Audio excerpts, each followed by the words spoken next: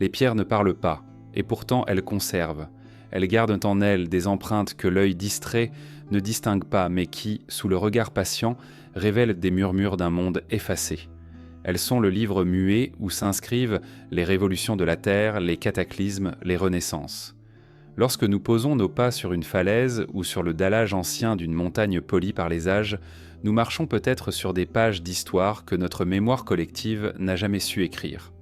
La roche la plus banale peut contenir des anomalies, des structures cachées que la science peine à classer. Parfois, dans les mines profondes, on découvre des formes métalliques incrustées à des millions d'années de profondeur, comme si quelque chose de manufacturé avait trouvé refuge dans la matrice du temps. Ce sont des fragments énigmatiques, rejetés souvent comme simples coïncidences minérales, mais dont la régularité intrigue. Dans certains cas, des sphères parfaites, polies, sont extraites de couches géologiques trop anciennes pour y associer une présence humaine. Elles ne prouvent en rien, mais elles éveillent un soupçon. Et si ces pierres conservées sont à l'écho d'un geste oublié? Les civilisations humaines connues s'étendent à peine sur 10 000 ans de mémoire organisée. Mais la Terre, elle, mesure son temps en milliards d'années. Entre ces deux échelles s'ouvre un abîme. Qu'a-t-il pu se produire durant ces immensités silencieuses? Si la vie a tant de fois émergé, disparu, recommencé, pourquoi n'imaginer que nous soyons les seuls à avoir bâti des cultures de complexes? Le registre fossile est parcellaire, mutilé par le feu des volcans, par l'érosion, par les océans qui avalent les continents. Ce que nous prenons pour un vide pourrait être un effacement. Dans les halles et plateaux d'Asie, dans les Andes, en Afrique australe, des pierres portent parfois des marques qui semblent répondre à une logique, comme des lignes droites, des rainures, des découpes nettes dans des blocs anciens. Les archéologues parlent de techniques préhistoriques, d'outils rudimentaires, mais certains blocs trop massifs, trop ajustés, définissent l'explication simple. Des murs cyclopéens, ajustés sans mortier, avec une précision telle qu'une lame de couteau ne peut se glisser entre deux blocs, suscitent donc des hypothèses. Bien sûr, il est possible que nos ancêtres aient eu l'ingéniosité et le temps. Pourtant, dans ces ajustements parfaits, certains croient déceler la trace d'un savoir plus ancien encore, transmis par d'autres, disparu. Les pierres parlent aussi par leur usure. Certaines présentent des érosions que le climat actuel ne peut expliquer. Des statues rongées par l'eau dans des régions aujourd'hui désertiques, des socles marqués par une pluie disparue depuis des millénaires. C'est comme si le décor du monde avait changé de pièce, mais que les acteurs étaient restés au milieu des vestiges. Ce décalage interroge. Que savons-nous réellement des âges où ces monuments furent dressés ou peut-être redressés par des mains ultérieures? Dans les profondeurs de l'océan Indien, des reliefs cartographiés ressemblent à des structures géométriques. Les sceptiques invoquent l'imagination des sonars, les illusions de la lecture. Pourtant, l'esprit insiste. Pourquoi ces formes? Pourquoi ces alignements au hasard des fonds marins? Si les pierres terrestres peuvent donc y me tromper par leurs fractures, les pierres englouties, elles, gardent un silence plus troublant encore. Car si une civilisation s'était levée avant nous, où serait-elle visible sinon dans les pierres ensevelies sous la mer, là où l'érosion conserve moins que le sable?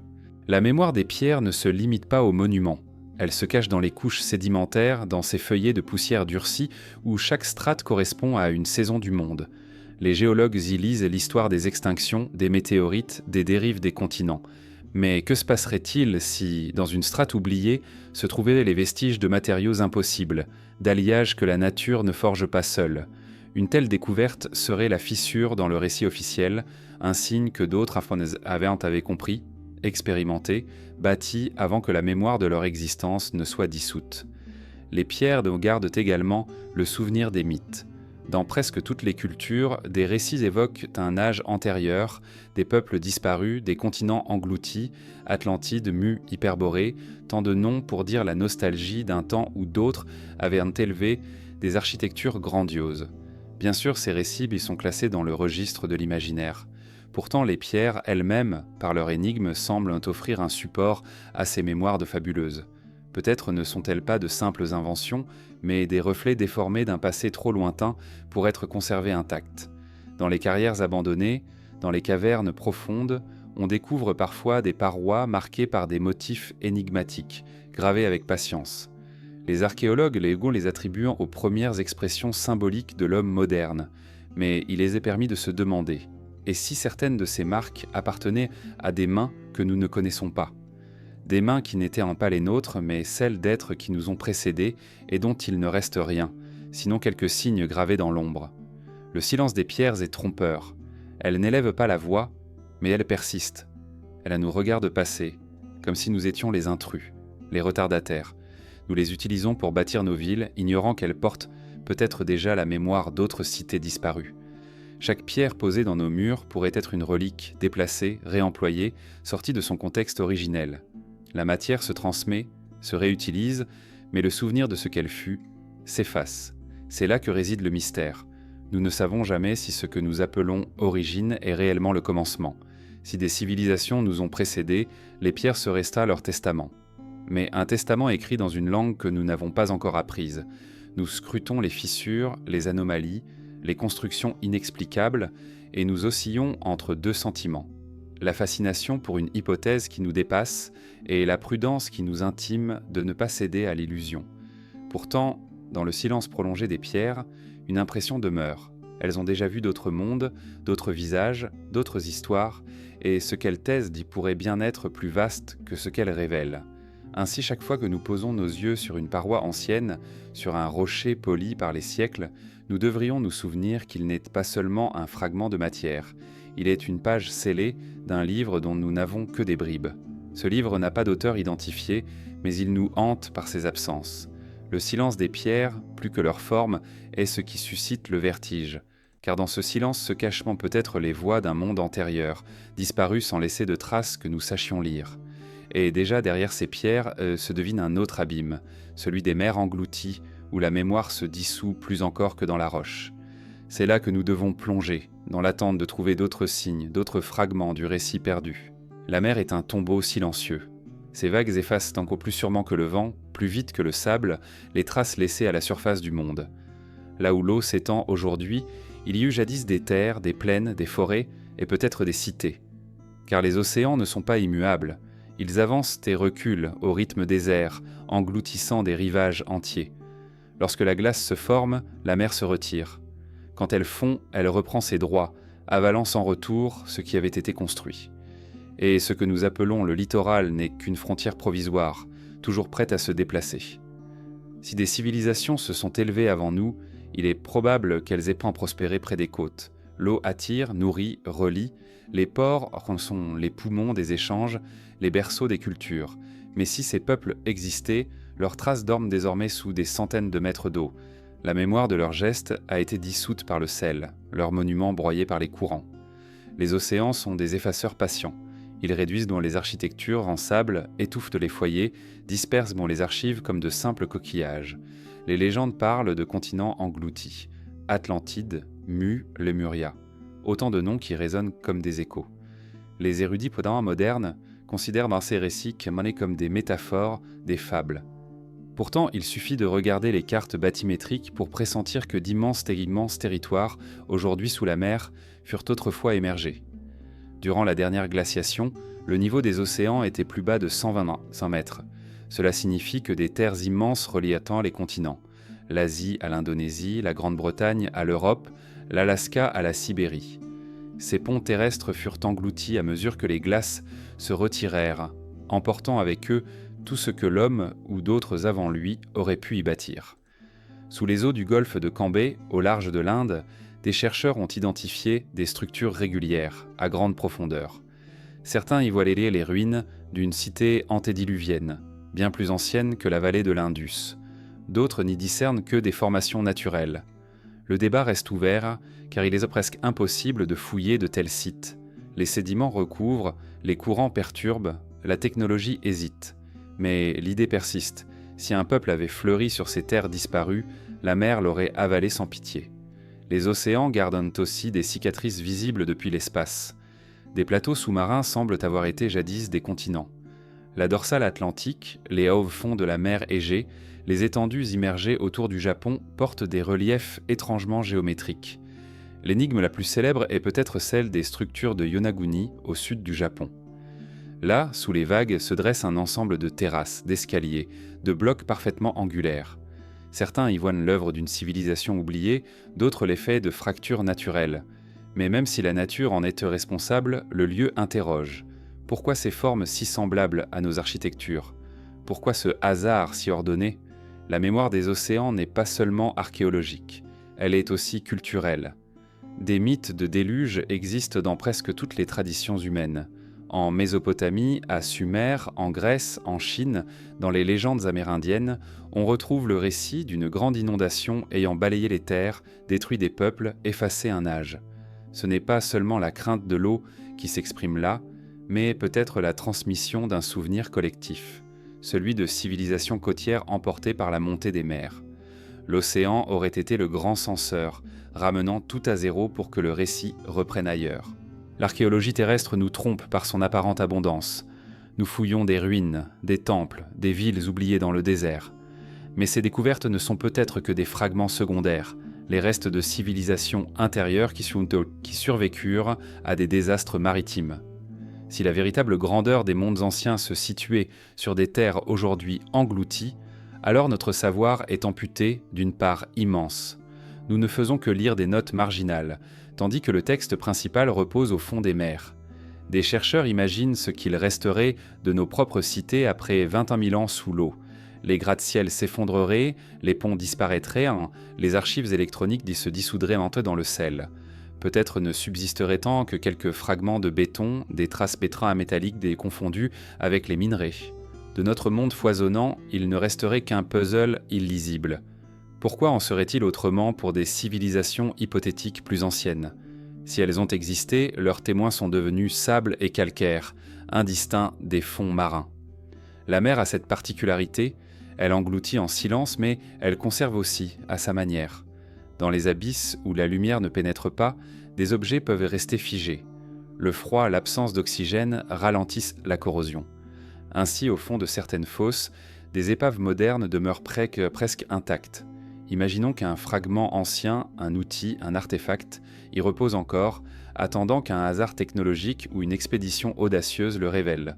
Ce serait une relique plus bouleversante que n'importe quelle ruine terrestre, car elle viendrait d'un monde dont nous n'avons aucune mémoire. La mémoire effacée des océans est une mémoire mutilée. Elle ne se laisse entrevoir que par bribes, un relief suspect, sous l'eau, un mythe récurrent, une anomalie géologique. Chaque indice peut être contesté, réinterprété, renvoyé au hasard. Mais la répétition de ces indices, à la convergence des récits, créant un trouble. Il est comme une insistance. Quelque chose a peut-être été perdu, un âge effacé par la marée montante des millénaires. Les océans, en s'avançant, ont peut-être effacé des bibliothèques entières, des architectures insoupçonnées, des visages sculptés dans la pierre. Nous croyons connaître la Terre, mais les 3/4 de sa surface sont encore un mystère, recouvert par les eaux. Nous marchons sur un monde partiel, ignorant que sous la surface palpite un second monde, inaccessible et muet.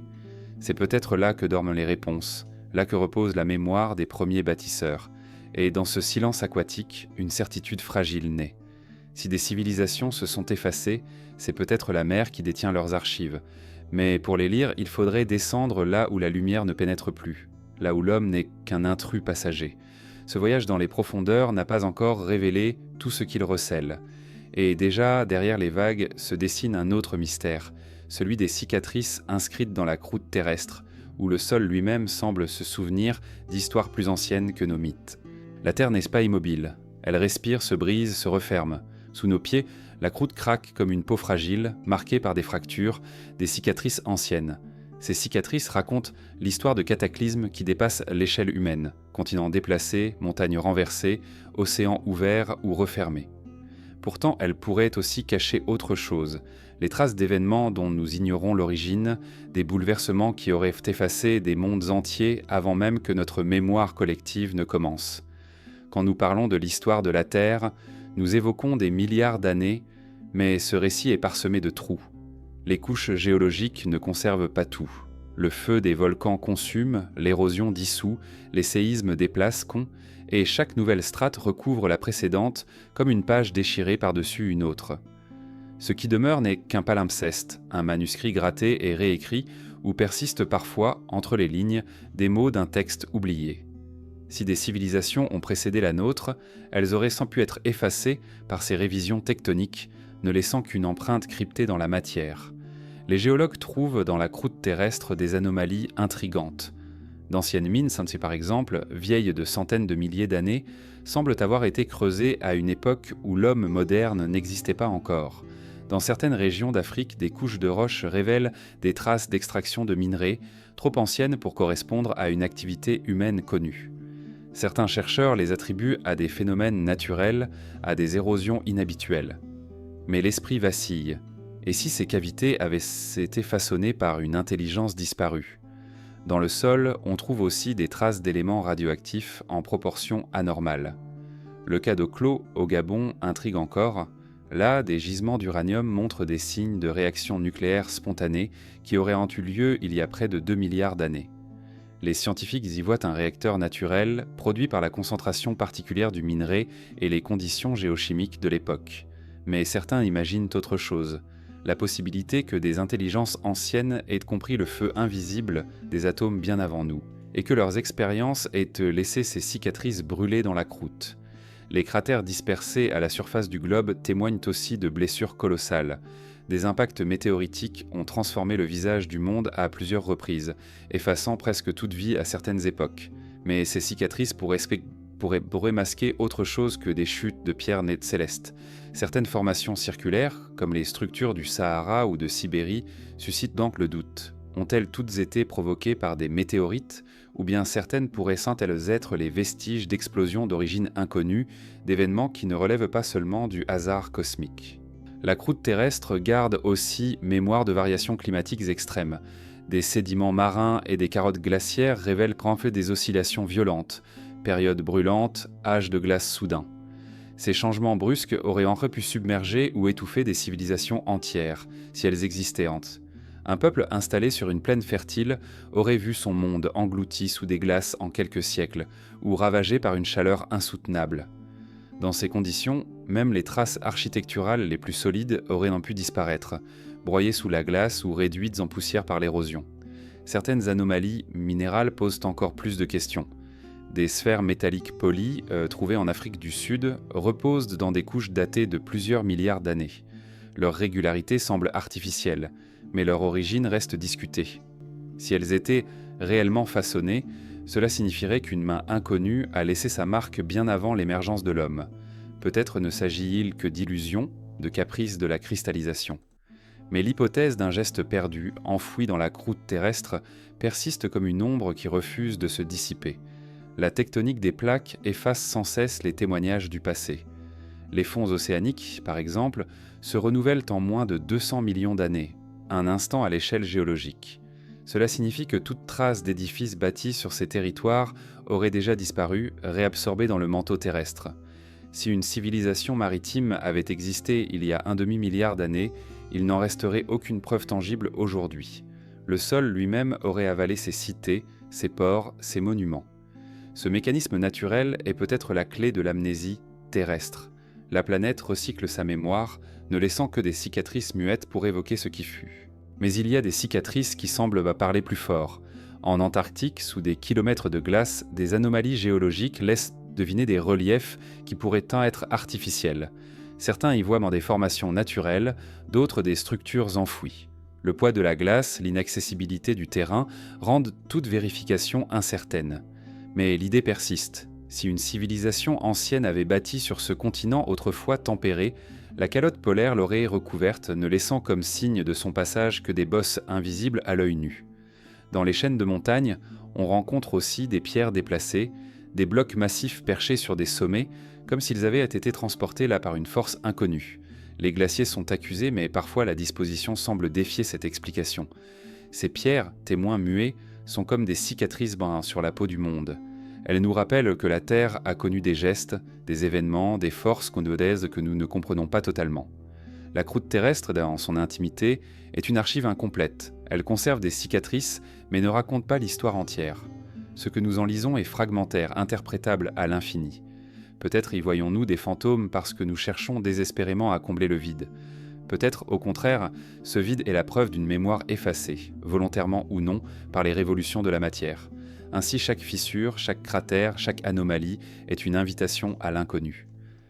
La croûte terrestre nous parle de la fragilité des civilisations, de leur vulnérabilité face aux mouvements lents mais inexorables du globe. Elle nous rappelle que ce que nous appelons permanence n'est qu'une illusion, que nos monuments eux-mêmes ne sont que des éphémères posés sur une peau en mouvement. Et si les cicatrices invisibles de la croûte terrestre sont les reliques des mondes perdus, alors elles nous conduisent vers une autre énigme, celle des récits humains eux-mêmes. Car dans les mythes transmis de génération en génération, se cachent peut-être les souvenirs de ce qui a réellement disparu, des mémoires déformées d'un passé dont la terre garde encore, sous ses blessures, le secret. Les mythes ne sont pas de simples histoires inventées pour combler l'ennui d'éveillé. Ils sont des fragments de mémoire, des récits, transmis de bouche en bouche, déformés, réinterprétés, mais toujours porteurs d'un noyau obscur. Ils appartiennent à ce registre particulier où le vrai et le fabuleux s'entrelacent, où les souvenirs d'événements réels se parent des couleurs de l'imaginaire.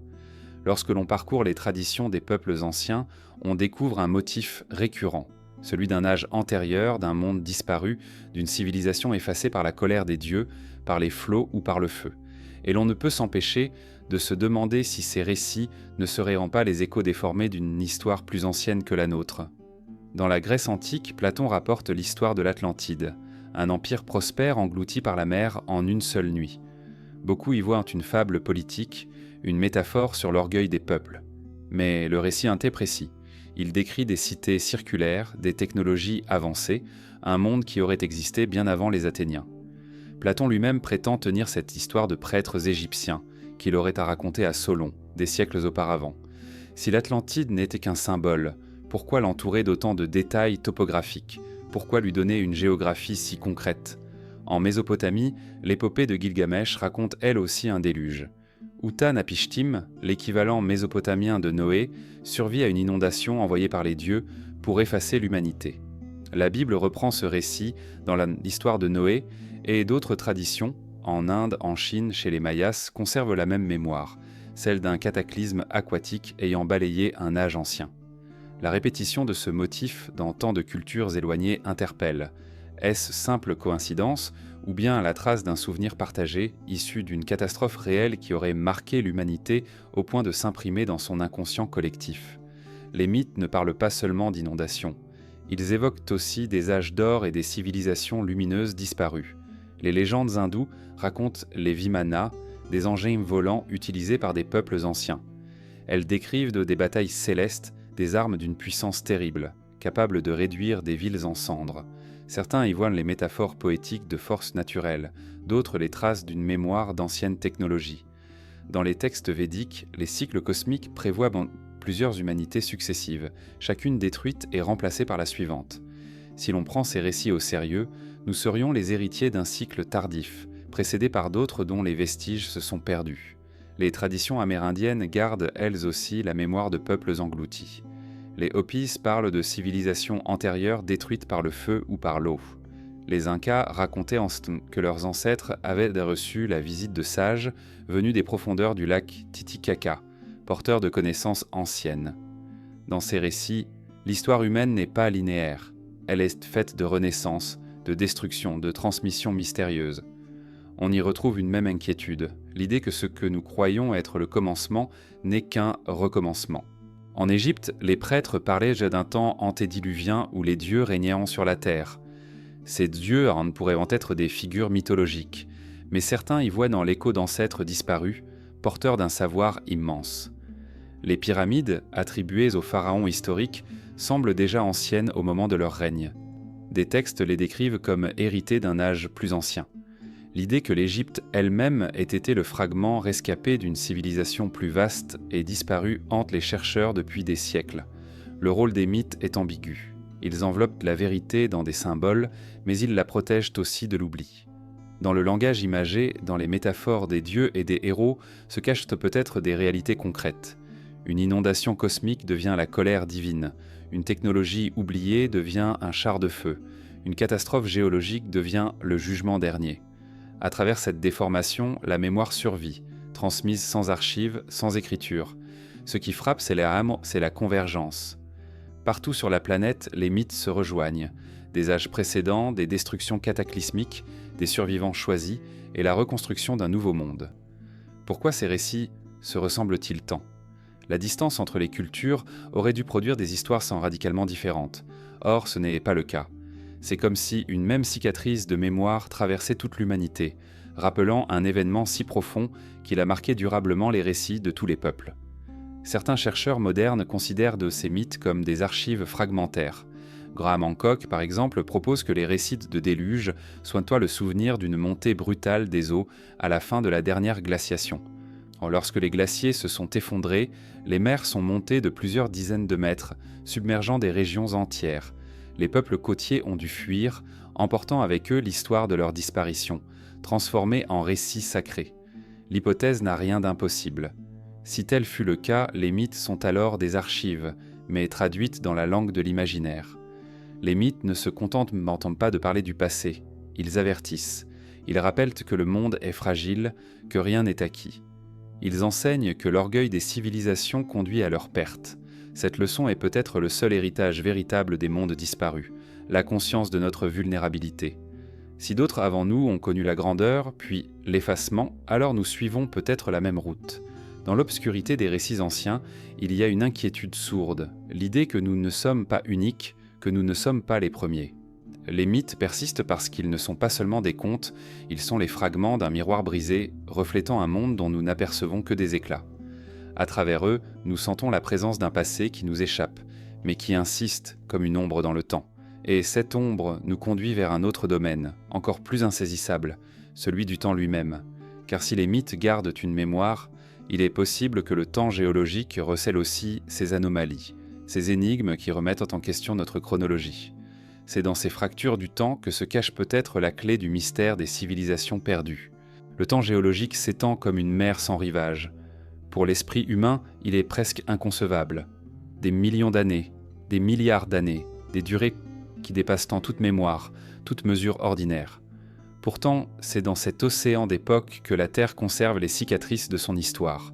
Les roches, elles sont des horloges, les fossiles, des calendriers, les couches sédimentaires des chroniques muettes. Nous croyons savoir les lire. Mais parfois, au détour d'une mine, d'une carrière, d'un désert, des découvertes surgissent qui ne s'accordent pas avec l'ordre établi. Ce sont des anomalies, des intrus dans le récit du temps. Elles posent une question troublante. Et si notre chronologie n'était qu'une trame incomplète, qui ignore des chapitres effacés? Les anomalies géologiques prennent des formes diverses. On parle souvent des objets hors contexte. Ces artefacts prétendument trop anciens pour être ce qu'ils semblent être. Dans le charbon, on a retrouvé des clous, des chaînes en cause des traces métalliques. Dans des couches vieilles tuées de millions d'années, des empreintes ressemblant à celles de chaussures ou de pas humains ont été signalées. La plupart de ces découvertes sont contestées, rejetées comme des erreurs, des supercheries, des illusions. Mais le simple fait qu'elles existent, qu'elles reviennent dans les archives des chercheurs ou des mineurs, entretient une suspicion. Si même une fraction de ces anomalies était authentique, alors notre récit historique s'effondrerait. Il existe aussi des fossiles qui dérangent. Certains montrent des créatures qui semblent avoir coexisté avec des formes de vie supposées séparées par des millions d'années. Dans le Texas, on a longtemps montré des empreintes de dinosaures mêlées à ce qui ressemblait à des traces humaines. Les sceptiques ont parlé d'érosion, de falsification, mais ces récits, même contestés, nourrissent une question persistante. Que savons-nous vraiment des âges profonds? Et que pourrions-nous avoir manqué en interprétant trop vite ce que nous voyons? Le temps géologique est supposé être continu, régulier. Pourtant, dans les strates, il y a des lacunes. Des périodes entières semblent avoir disparu, comme si elles n'avaient jamais existé. Les géologues parlent de discordance, des endroits où deux couches d'époques très différentes se superposent sans transition. C'est comme si l'histoire avait sauté un chapitre, effaçant tout ce qui s'était passé entre les deux. Ces absences ne prouvent pas l'existence de civilisations perdues, mais elles ouvrent une brèche. Peut-être que ce que nous cherchons s'est glissé précisément dans ces vides. Certaines anomalies se trouvent dans les fossiles de plantes. Des traces de bois à travailler, de structures régulières, ont été découvertes dans des couches supposées trams très anciennes. Dans les mines de charbon, des morceaux de bois carbonisés portent parfois des marques qui évoquent des découpes, comme si une main avait déjà travaillé la matière bien avant que l'homme moderne n'apparaisse. Officiellement, il s'agit de phénomènes naturels, mais l'idée persiste que nous pourrions être en présence d'empreintes d'un geste oublié. La datation elle-même est un mystère. Nous nous appuyons sur la radioactivité, sur l'étude des isotopes pour mesurer les âges. Ces méthodes sont précises, mais elles reposent sur des hypothèses stables. Or, le champ magnétique terrestre, les flux cosmiques, les variations climatiques peuvent influer sur ces mesures. Si notre calendrier est faussé, même légèrement, il pourrait cacher d'immenses décalages. L'histoire que nous croyons connaître serait alors un puzzle mal ajusté, où certaines pièces n'ont jamais trouvé leur place. On trouve aussi des constructions inexplicables dans des contextes anachroniques. Les mégalithes, par exemple, sont dispersés sur la planète. Dolmens, menhirs, cercles de pierre, certains datés de plusieurs millénaires, d'autres difficiles à placer dans une chronologie claire. Pourquoi ces peuples auraient-ils érigé de tels monuments, parfois avec des blocs pesant des centaines de tonnes, alors qu'ils ne disposaient pas de la roue ni de techniques connues pour les déplacer? Peut-être que nous sous-estimons leur ingéniosité, ou peut-être qu'ils étaient côté les héritiers d'un savoir plus ancien, transmis depuis un âge oublié. Le temps géologique est parsemé d'extinctions. À plusieurs reprises, la vie a été presque effacée. Les dinosaures, les grandes forêts du Carbonifère, les créatures marines d'époques révolues, tous ont disparu brutalement. Ces extinctions massives sont attribuées à des impacts, à des éruptions, à des changements climatiques. Mais que se passerait-il si certaines avaient une autre cause, si elles correspondaient à la fin de civilisations non humaines ou à des catastrophes provoquées par elles-mêmes? L'hypothèse est vertigineuse, mais elle donne un sens nouveau à ces anomalies temporelles. Dans certains cas, des pierres gravées posent en question. Au Mexique, au Pérou, au Sahara, on a découvert des roches ornées de motifs étranges, des créatures anachroniques, des scènes qui semblent montrer des hommes côtoyant des animaux disparus. La science officielle les considère comme des faux modernes, mais l'énigme demeure. Pourquoi ces images? Pourquoi ces représentations si elles n'étaient pas fondées sur un souvenir? Les anomalies du temps géologique sont comme des fissures dans un mur. Elles ne suffisent non pas à renverser le récit établi, mais elles l'affaiblissent tant. Elles rappellent que notre savoir repose sur une base fragile, que l'immensité du passé ne peut être contenue dans nos schémas. Chaque anomalie est une invitation à l'humilité. Peut-être n'avons-nous pas encore les yeux pour voir, ni les mots pour comprendre. Ce qui dérange le plus, ce n'est pas l'existence d'une ou deux anomalies isolées, c'est leur persistance, leur accumulation. Partout sur la planète, des indices surgissent, souvent contestés, souvent rejetés, mais jamais totalement oubliés. Comme si le temps lui-même laissait volontairement des failles, des brèches par lesquelles s'échappent les murmures d'un autre passé. Alors il est possible d'imaginer que notre civilisation n'est pas la première, mais seulement la dernière en date, que d'autres avant nous ont vu le jour, ont bâti, ont disparu, ne laissant derrière elles que ces anomalies botoida qui nous troublent. Le temps géologique n'est pas seulement un registre de pierres, c'est un palimpseste, un manuscrit effacé et réécrit où persistent encore des ombres d'histoires antérieures. Et ces ombres nous mènent vers un autre mystère, celui des artefacts qui défient la chronologie, ces objets dont l'existence semble contredire tout ce que nous croyons savoir de l'histoire humaine et de ses commencements. Il existe, disséminés dans les archives de l'archéologie et des récits de découvertes fortuites, des objets qui semblent appartenir à une autre trame du temps. Ils sont appelés artefacts hors contexte ou anomalies archéologiques. Leur simple existence trouble, car ils ne s'inscrivent pas dans la ligne continue de l'histoire que nous croyons connaître. Ils semblent être venus d'un ailleurs temporel, surgissant comme des éclats d'un passé qui n'a pas sa place dans notre chronologie officielle. Dans une mine de charbon en Pennsylvanie, au XIXe siècle, des ouvriers découvrirent ce qui ressemblait à une cloche de bronze incrustée dans une couche vieille de plus de 300 millions d'années. Trop incroyable pour être acceptée. La pièce fut étudiée, puis rejetée comme un canular.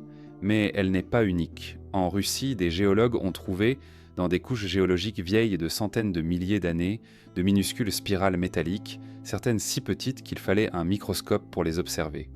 On les range aujourd'hui dans le tiroir des curiosités inexplicables, souvent balayées par l'hypothèse d'une contamination moderne. Pourtant, si elles étaient authentiques, elles indiqueraient une technologie inimaginable dans ces temps reculés. Parfois, ce sont des traces laissées dans la pierre qui posent problème.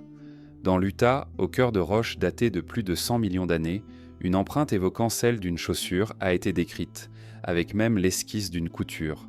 Les géologues officiels parlent de coïncidence géologique, d'un jeu de pression et d'érosion. Mais pour ceux qui la contemplent, l'impression reste forte, celle d'un pas venu d'un autre âge. Les Oupart, objets out of place, alimentent un vaste répertoire d'énigmes. Des cartes anciennes, comme celle de Piri Reis, dessinée au XVIe siècle, montrent avec une précision étonnante les côtes de l'Amérique du Sud, et même des régions de l'Antarctique supposées encore couvertes de glace. Comment expliquer une telle exactitude, si ce n'est par la conservation de sources plus anciennes venues d'un savoir oublié ? Si de tels artefacts documentaires existent, ils témoignent de l'existence de cartographies bien plus anciennes que nos civilisations connues. D'autres découvertes interrogent par leur complexité technologique.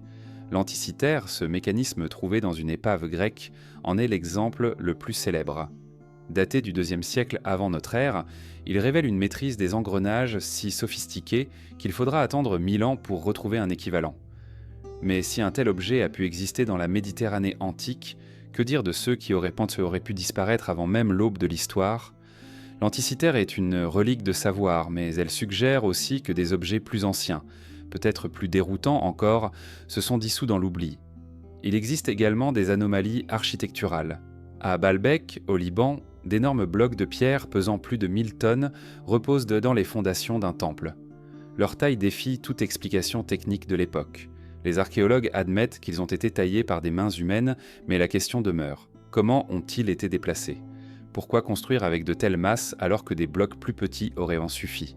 Certains imaginent que ces pierres proviennent d'un âge bien plus ancien, où les bâtisseurs disposaient d'un savoir différent, oublié depuis. Dans certaines mines, des outils étranges ont été retrouvés. En Afrique du Sud, des pierres sphériques parfaitement polies, datées de plusieurs milliards d'années, défient toute interprétation. Dans le sillage de ces découvertes, on parle de marteaux fossilisés dans la roche, de clous enchâssés dans des couches de grès vieilles de millions d'années. À chaque fois, la science officielle s'efforce d'expliquer, de rationaliser. Mais la question demeure.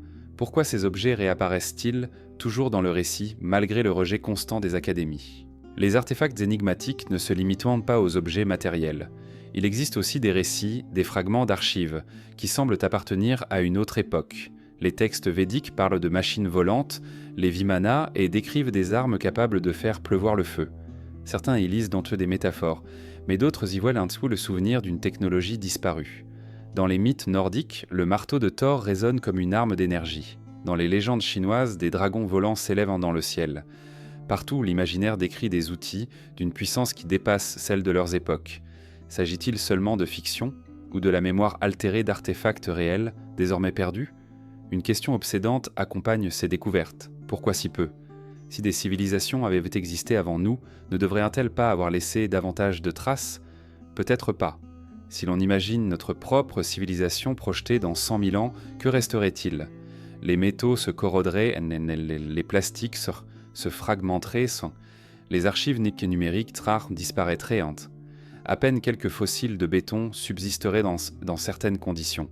Il est possible que les civilisations antérieures, si elles existaient, n'ayant laissé que ces rares éclats, ces anomalies éparpillées, devenues illisibles hors de leur contexte.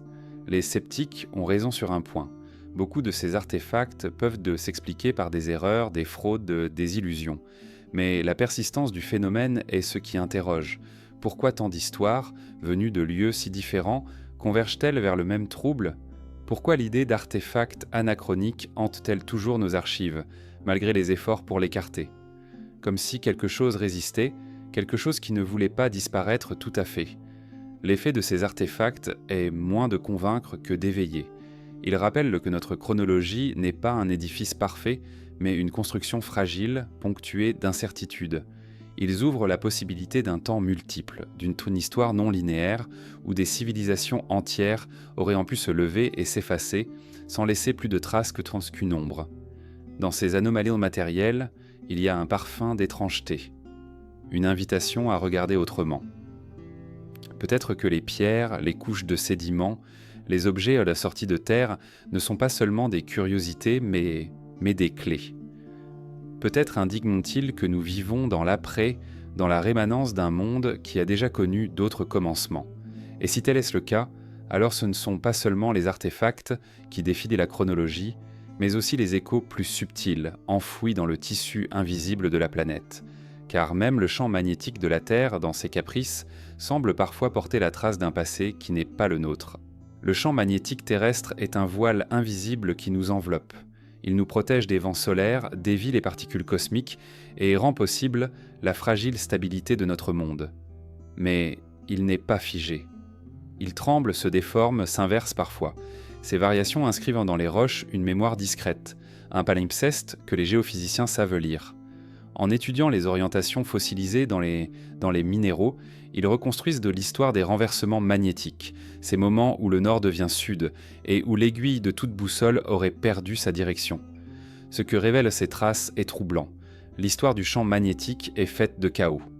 Les inversions se produisent de façon irrégulière, parfois tous les quelques milliers d'années, parfois espacées de millions d'années. Ces bouleversements ne sont pas sans conséquences. Lors des périodes de faiblesse magnétique, la Terre devient vulnérable aux radiations, aux flux énergétiques venus de l'espace. Certains chercheurs soupçonnent que ces instabilités pourraient avoir contribué à des extinctions, à des mutations, à des bouleversements profonds du climat. Mais une question persiste. Si des civilisations existaient avant nous, n'auraient-elles pas été frappées de plein fouet par ces convulsions invisibles ? Le champ magnétique peut être lu comme un livre de mémoire.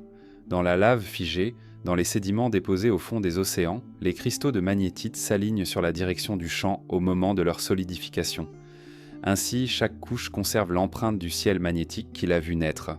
En superposant ces couches, les scientifiques reconstituent une chronologie des inversions, des fluctuations, des anomalies. C'est un registre silencieux mais infaillible. Pourtant, parfois, ce registre montre des irrégularités inexplicables, des inversions trop rapides, en quelques décennies seulement, là où l'on pensait qu'il fallait des milliers d'années. Des anomalies locales, comme si le champ avait vacillé brutalement, sans raison apparente. Imaginons une civilisation dépendante de la stabilité magnétique, ayant bâti ses systèmes de navigation, d'énergie, peut-être même de mémoire sur ces forces invisibles. Un renversement soudain aurait pu être pour elle un désastre. Ces instruments auraient cessé de fonctionner, ces repères se seraient effondrés. Dans le chaos, ces infrastructures auraient été vulnérables, ces réseaux dissous. Rien de matériel n'aurait pu résister, et le souvenir de son existence se serait effacé, comme balayé par une main cosmique. Nous ne verrions aujourd'hui que des anomalies inscrites dans les roches, échos ténus de leur effondrement. Les anomalies magnétiques de la Terre intriguent aussi par leur localisation. Dans certaines régions, comme l'Atlantique Sud, le champ est anormalement faible au point de perturber les satellites modernes. On l'appelle l'anomalie de l'Atlantique Sud. Ce trou dans le bouclier terrestre est récent, mais il rappelle que le champ magnétique n'est pas uniforme.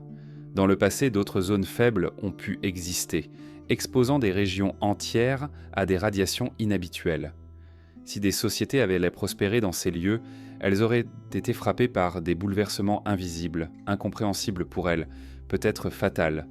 La science contemporaine explore aussi les résonances subtiles du champ magnétique avec la vie elle-même. Certains animaux utilisent cette force pour s'orienter. Les oiseaux migrateurs, les tortues marines, même certains insectes perçoivent la direction magnétique et en font un guide. Et si dans un passé oublié, une humanité différente avait su utiliser cette sensibilité à une échelle culturelle ou technologique, si elle avait bâti des architectures en résonance avec le champ, alignant ces monuments sur des lignes énergétiques que nous ne comprenons plus, dans ce cas, l'effacement du champ ou son inversion aurait été plus qu'un trouble, un effondrement de toute une cosmologie. Les mégalithes qui ponctuent la surface de la Terre sont parfois interprétés comme des observatoires du ciel, mais certains chercheurs y voient aussi des dispositifs liés aux forces telluriques, au magnétisme terrestre. Stonehenge, Karnak, les cercles de pierre du Sahara pourraient-ils avoir été placés en fonction d'anomalies du champ magnétique ?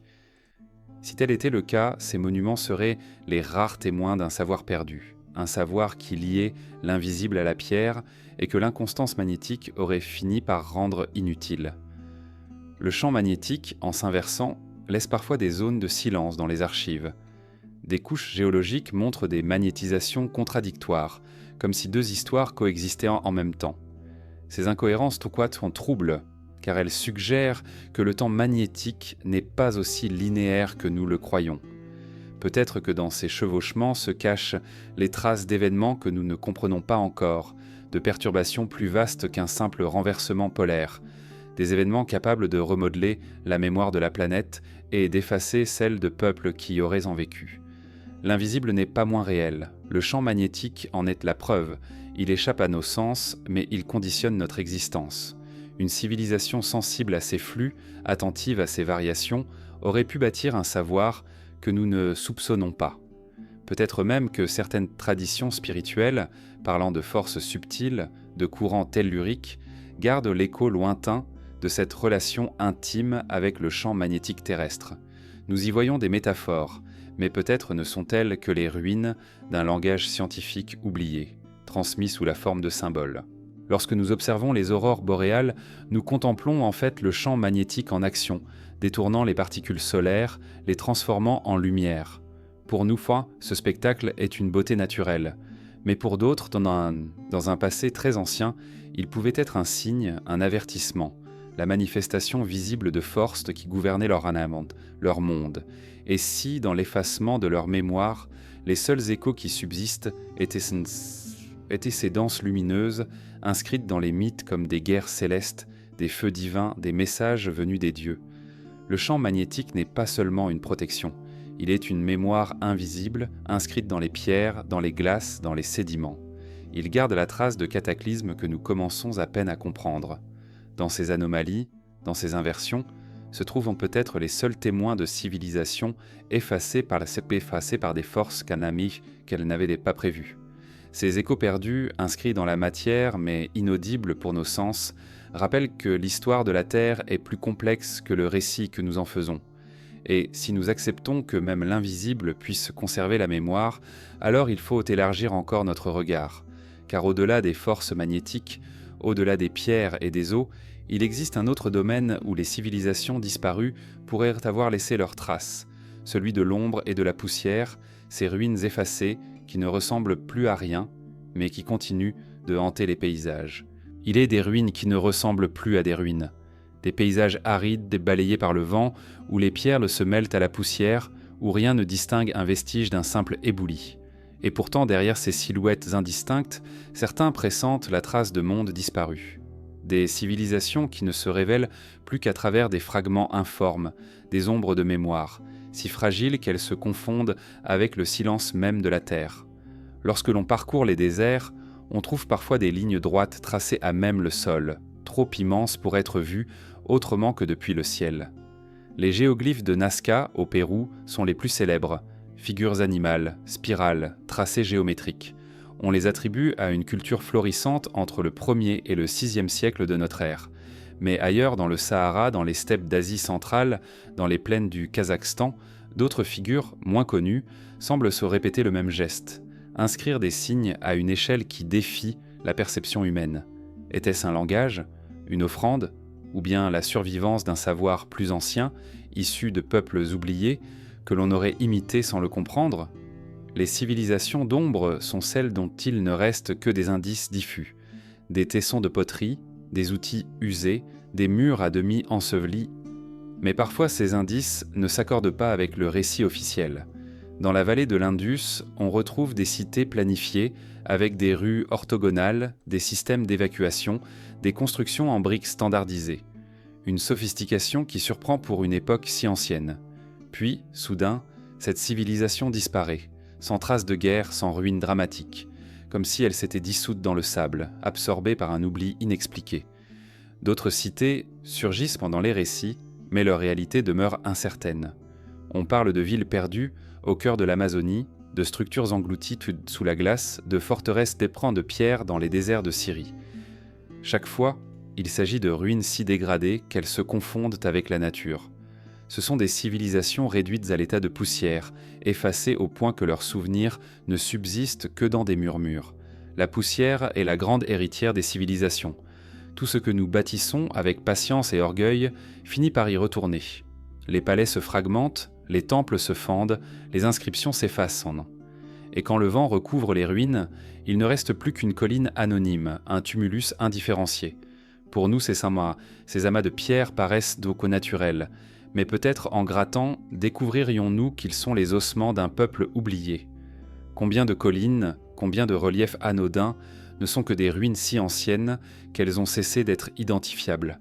Certaines traditions orales parlent de villes fantômes, de lieux maudits où des civilisations auraient vécu avant de s'éteindre. Les Bédouins évoquent Tiram, la cité des piliers, engloutie par le sable du désert.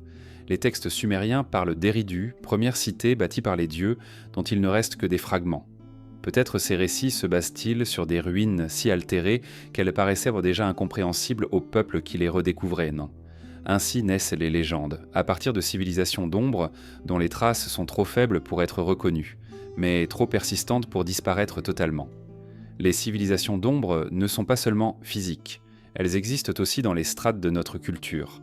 Des symboles reviennent, portés par des époques différentes, comme des survivances. La spirale, par exemple, est gravée dans les pierres du néolithique, dessinée dans les temples mayas, inscrite dans l'art celte. Elle semble traverser le temps comme une mémoire inconsciente, répétée par des peuples qui n'avaient aucun contact entre eux. Peut-être est-ce un signe universel, lié à la nature, mais peut-être est-ce aussi l'écho d'un langage oublié, transmis de façon souterraine comme une poussière d'idées qui refuse de s'effacer.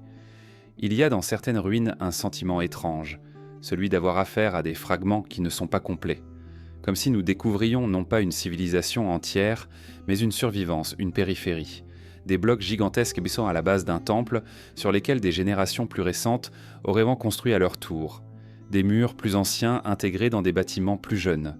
C'est le cas à Sacsayhuaman, au Pérou, où les pierres cyclopéennes, parfaitement ajustées, contrastent avec les murs incas posés dessus. L'impression est forte. Les Incas auraient trouvé ces vestiges et les auraient utilisés, mais sans les comprendre pleinement. Peut-être ces pierres appartenaient-elles à une civilisation d'ombre, déjà poussière quand les Incas les ont découvertes. Dans l'archéologie, on parle souvent de cultures fantômes, des peuples identifiés par des objets, par des styles, mais dont on ignore presque tout. Pas de nom, pas d'histoire, seulement des traces matérielles. Ces cultures apparaissent, prospèrent, puis disparaissent sans explication. Elles sont les véritables civilisations d'ombre. Réduites à une poignée de fragments, elles se confondent avec la poussière du temps. Et l'on ne peut s'empêcher d'imaginer que derrière elles se cache une profondeur que nous ne percevons pas, un âge encore plus ancien, entièrement dissous. La poussière, en réalité, n'efface pas, elle recouvre, elle protège parfois. Sous les sables de l'Égypte, des temples sont restés presque intacts pendant des millénaires. Sous la cendre du Vésuve, Pompéi s'est figé comme une photographie. Mais ailleurs, la poussière broie, altère, réduit en un magma informe. Ainsi, dans l'entre-deux, certaines civilisations se transforment en fantômes, pas assez détruites pour disparaître complètement, mais trop abîmées pour être reconnues. Il est possible que la Terre ait connu de telles civilisations bien avant nous. Si elles ont existé il y a 100 000 ans, 1 million d'années, elles ne subsisteraient non plus que comme des ruines indistinctes, des anomalies, des collines confondues avec le relief. Elles seraient devenues de la poussière au sens littéral et symbolique, et peut-être que nous marchons déjà sur elles, sans le savoir. L'idée même de civilisation d'ombre invite à une humilité radicale.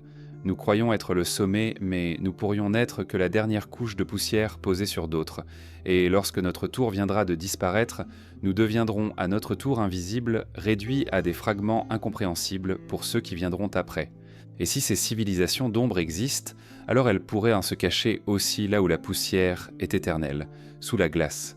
Car la glace, comme le sable, recouvre et conserve, mais elle piège d'une manière différente, plus silencieuse encore.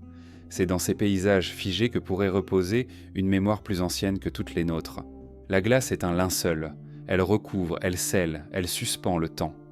Contrairement au sable qui broie et disperse, elle conserve dans un silence cristallin. Sous ces couches épaisses, des mondes entiers pourraient sommeiller, figés comme des insectes dans l'ambre. Mais la glace n'est pas immuable. Elle avance et se retire, engloutit puis révèle. Les régions polaires, aujourd'hui désertes et hostiles, ont connu des climats plus cléments. L'Antarctique, il y a des millions d'années, était une terre tempérée, couverte de forêts et traversée de rivières. Si une civilisation y avait prospéré, ses traces d'Ocrar seraient aujourd'hui ensevelies sous des kilomètres de glace inaccessibles à nos fouilles. La cartographie ancienne ajoute à ce mystère. La célèbre carte de Piri Reis, tracée au XVIe siècle, semble représenter une partie du continent antarctique sans glace, tel qu'il aurait pu apparaître il y a des dizaines de milliers d'années. Comment un cartographe de la Renaissance aurait-il pu disposer d'une telle information ? Les sceptiques parlent de coïncidence, de surinterprétation. Mais pour certains, cette carte suggère que des sources plus anciennes ont existé, conservées dans des archives venues coin d'un âge oublié. Peut-être la mémoire d'un peuple qui avait cartographié la Terre bien avant nous. Les glaces de Sibérie, elles aussi, recèlent des énigmes.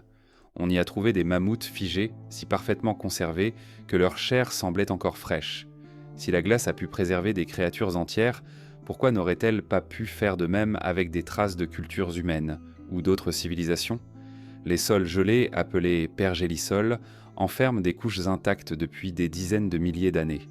À mesure que le climat se réchauffe et que ces sols fondent, des vestiges inattendus pourraient d'un réapparaître, bouleversant notre conception du passé. Les légendes inuites parlent parfois de cités de glace construites par des ancêtres puissants, disparus sans laisser de traces. Chez certains peuples sibériens, on raconte l'existence de cavernes souterraines habitées par des géants ou par des esprits anciens. Ce sont peut-être des métaphores, mais elles évoquent aussi la possibilité que des ruines enfouies existent encore, invisibles sous les glaciers. La glace a un pouvoir particulier, elle efface le temps. Là où elle recouvre, tout devient simultanément ancien et présent. Les strates se superposent, piégeant le pollen, la poussière, les bulles d'air. Les glaciologues les étudient comme des archives du climat. Mais ce que ces couches pourraient aussi contenir, ce sont les traces d'événements anormaux, particules radioactives, cendres volcaniques, résidus d'explosions incompréhensibles. Peut-être y a-t-il quelque part une strate qui garde l'empreinte d'un monde disparu, effacé par un cataclysme, une empreinte que nous ne savons pas encore lire. Certains sites sous-glaciaires intriguent particulièrement. En Antarctique, son ensemble sous la calotte, se trouvent ensemble des lacs liquides, isolés depuis des millions d'années. Le plus connu est le lac Vostok, recouvert de 4 km de glace. Cet univers clos pourrait contenir des formes de vie uniques, mais aussi des traces inattendues d'événements anciens. Si une civilisation avait existé avant l'englacement, ces vestiges seraient peut-être tombés dans ces eaux, préservés dans une obscurité totale. Des anomalies géophysiques ont également été détectées sous la glace antarctique.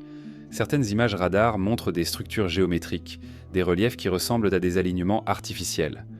Les scientifiques y voient des formations naturelles, sculptées par le mouvement des glaces et des roches. Mais l'esprit hésite. Et si certaines de ces formes n'étaient pas entièrement naturelles, si elles étaient les ruines de villes fantômes bâties avant que la glace éternelle ne les ensevelisse, la fonte actuelle des glaces ajoute une dimension nouvelle. Chaque année, des fragments de paysages anciens réapparaissent. Des vallées, des sédiments, des forêts fossilisées sortent du gel. Et peut-être un jour, ce seront des traces de construction qui émergeront. Ce que nous appelons aujourd'hui fonte pourrait être, pour les générations futures, une révélation archéologique, un dévoilement progressif des civilisations figées. Mais si cela arrivait, serions-nous capables de reconnaître ce que nous voyons ? Une muraille effondrée pourrait n'être prise que pour une falaise, un monument brisé pourrait sembler un simple éboulis.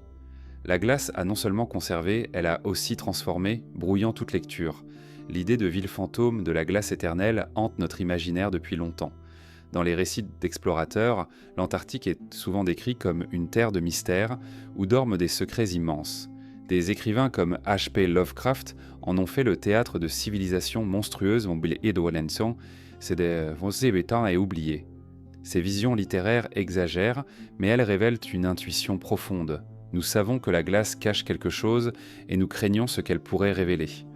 En observant les glaciers, on ressent une impression d'intemporalité. Les blocs de glace dérivent, craquent, s'effondrent dans un grondement sourd.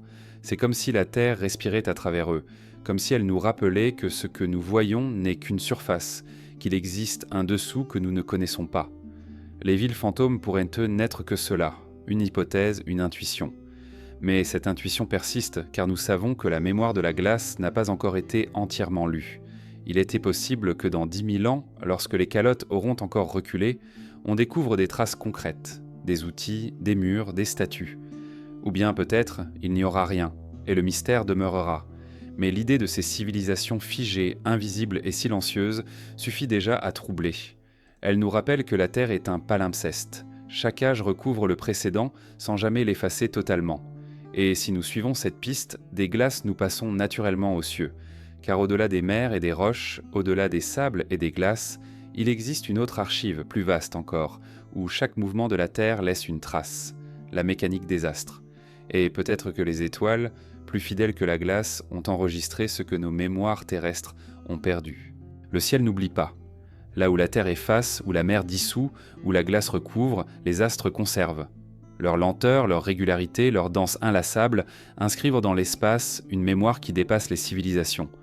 Depuis toujours, les humains lèvent les yeux vers les étoiles, cherchant dans leur trajectoire un sens, une écriture, un message. Mais et si, dans ces mouvements précis, se trouvait une archive véritable, la seule capable de nous relier à des mondes plus anciens que le nôtre? Les constellations ne sont pas fixes. Elles dérivent lentement à travers le ciel, obéissant à la précession des équinoxes, ce lent basculement de l'axe terrestre qui transforme la voûte étoilée au fil des millénaires. Ce phénomène est si subtil qu'il faut des milliers d'années pour le percevoir. Pourtant, certaines civilisations anciennes semblent en avoir eu conscience. Les temples égyptiens, les alignements de monuments en Mésoamérique, les cercles de pierre d'Europe paraissent orientés non pas vers le ciel de leur époque, mais vers celui de temps plus reculés. Comme si leurs bâtisseurs cherchaient à nous dire qu'ils se souvenaient d'un ciel antérieur, peut-être observé par d'autres avant eux. Les mythes eux-mêmes sont remplis de récits stellaires. Dans la Grèce antique, les héros devenaient constellations. Dans l'Inde védique, les récits de batailles divines correspondaient à des alignements d'astres. Les aborigènes d'Australie lisaient dans le mouvement de la Voie lactée l'histoire de leurs ancêtres. Ces récits semblent être des archives de l'invisible, des moyens de transmettre de génération en génération des connaissances astronomiques que l'on n'explique pas toujours par la simple observation à l'œil nu. Peut-être y a-t-il là un héritage, un savoir venu d'âges encore plus anciens. Les grandes énigmes archéologiques s'éclairent parfois sous cet angle. À Gizeh, les 3 pyramides principales sont alignées sur les 3 étoiles de la ceinture d'Orion, mais avec un décalage qui correspond au ciel d'il y a plus de 10 000 ans.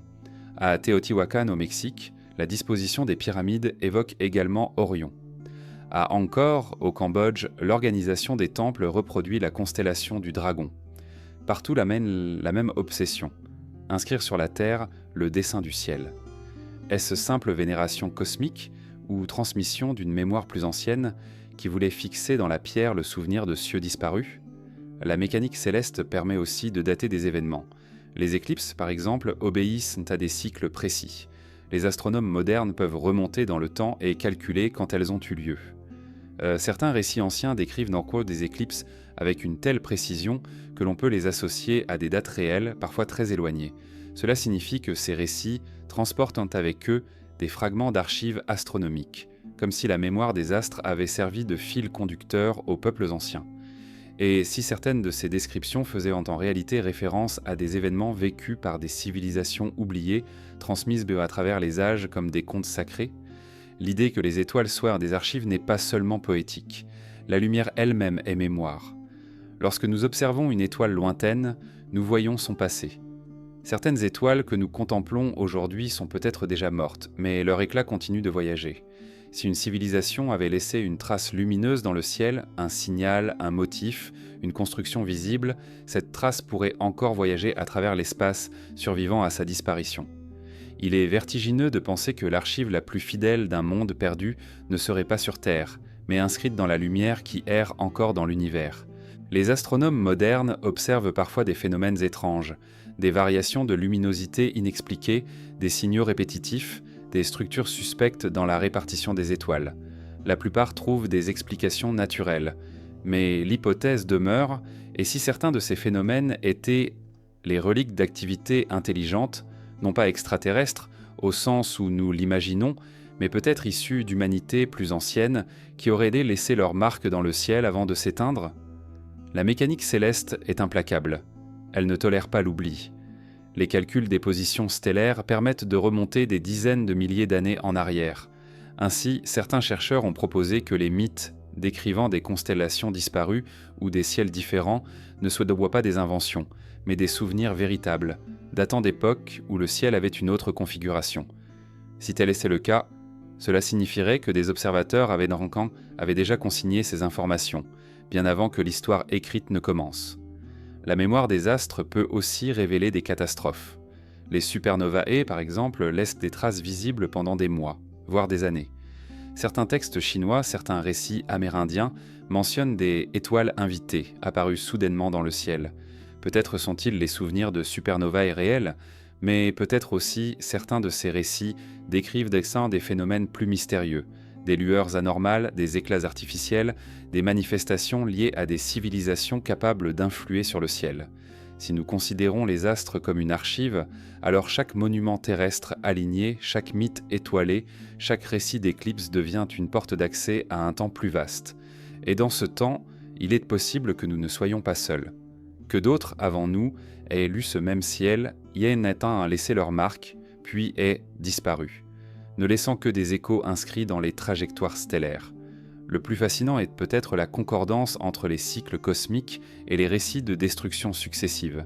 Les traditions védiques parlent de yuga, des âges cosmiques régis par des mouvements célestes. Les Mayas avaient construit un calendrier complexe basé sur les cycles planétaires et galactiques. Ces cultures associaient la fin des mondes à des configurations particulières du ciel. Et si, au-delà des mythes, il y avait là une mémoire d'événements réels, vécus par d'anciennes civilisations et gravés dans la mécanique céleste, ainsi le ciel est peut-être la plus ancienne bibliothèque. Une bibliothèque que nous avons sous les yeux chaque nuit, mais dont nous ne savons pas encore lire toutes les inscriptions. Une bibliothèque où la Terre elle-même est un lecteur partiel, ces civilisations tournant et disparaissant comme des feuillets éphémères, tandis que les étoiles continuent leur récit.